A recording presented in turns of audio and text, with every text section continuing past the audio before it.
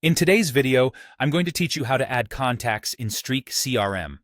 By the end, you'll know exactly where to click and what to type so your people and organizations are linked to the right work, without any confusion. First, open Streak and head to the pipeline that makes sense for your workflow.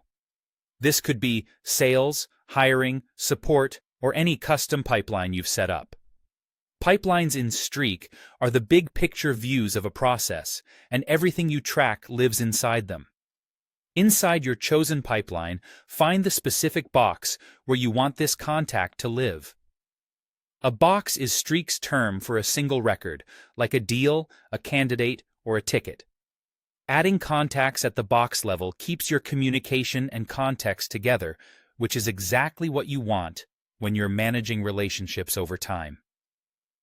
Now look across the columns for that box until you see the one labeled Contacts and Organizations. This is the dedicated place where people and companies get associated with that record. It's designed to be quick and flexible, so you can link someone you already know or add a brand new contact on the fly. Double-click the field in that column to activate it. You're entering edit mode, which means Streak is ready for you to type. Start by typing the person's name or their email address if you have it. Names work great when you're not sure of the email, and email addresses are helpful when you want the cleanest, most direct match.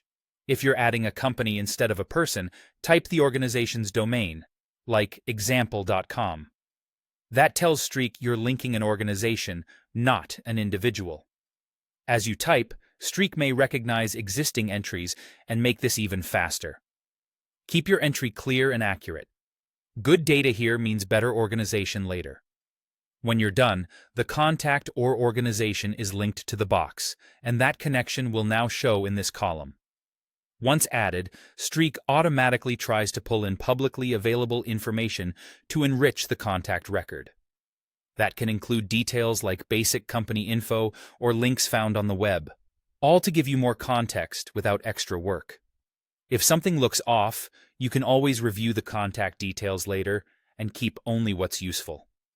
A quick note on best practices. Stick to information you have permission to use and avoid entering any sensitive personal data you don't need. That's it.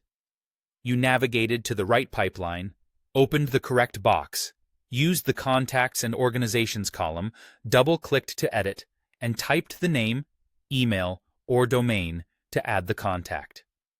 You're all set to keep your pipeline organized and your communication streamlined.